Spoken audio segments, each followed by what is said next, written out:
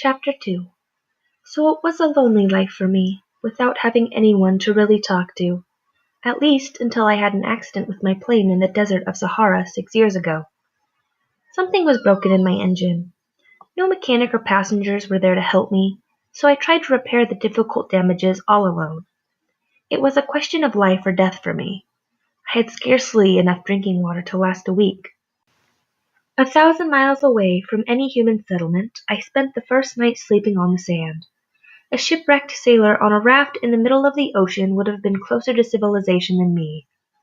Thus you can imagine my amazement, at sunrise, when I was awakened by an odd little voice. It said, "If you please, draw me a sheep." "What?" "Draw me a sheep." I instantly got up, completely amazed. I blinked my eyes hard. I looked carefully all around me, and what I saw was a most extraordinary small person, standing there looking at me with great seriousness.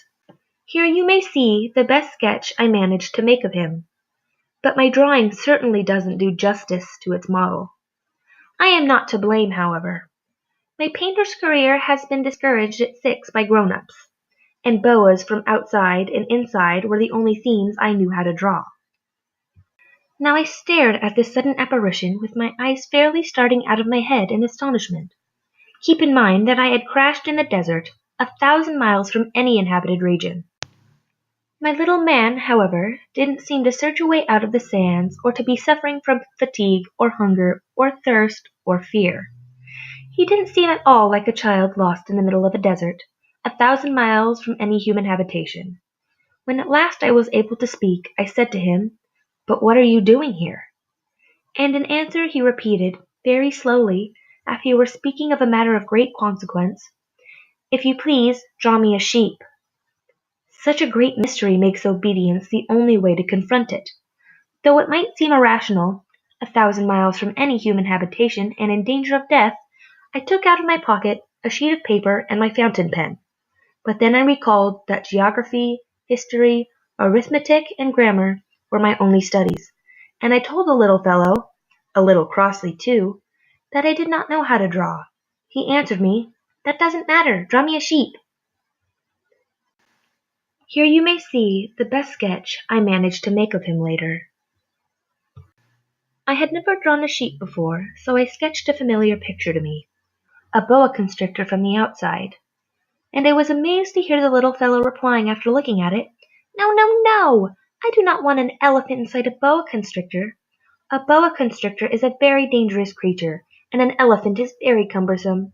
Where I live, everything is very small. What I need is a sheep. Draw me a sheep." So then I made a drawing. After looking at it thoroughly, he said, "No, this sheep is already very feeble. Make me another." So I made another drawing. My friend smiled gently and indulgently. "You see yourself," he said. "That is not a sheep. This is a ram. It has horns." So then I did my drawing over again, but it didn't have much luck either. "This is too old. I want a sheep that will live a long time." My patience was growing even thinner by then, because I was in a hurry to start taking my engine apart. So I sketched this drawing, and then I explained the form of it. "This is only his box. The sheep you asked for is inside." I was very surprised to see a light break over the face of my young judge. "That is exactly what I wanted. Do you think that the sheep will need a great deal of grass?" "Why?" "Because where I live, everything is very small." "Then there will surely be enough grass for him," I said. "The sheep I've given you is very small." He bent his head over the drawing. "Not so small that, look, he has gone to sleep." And that is how I first met the little prince.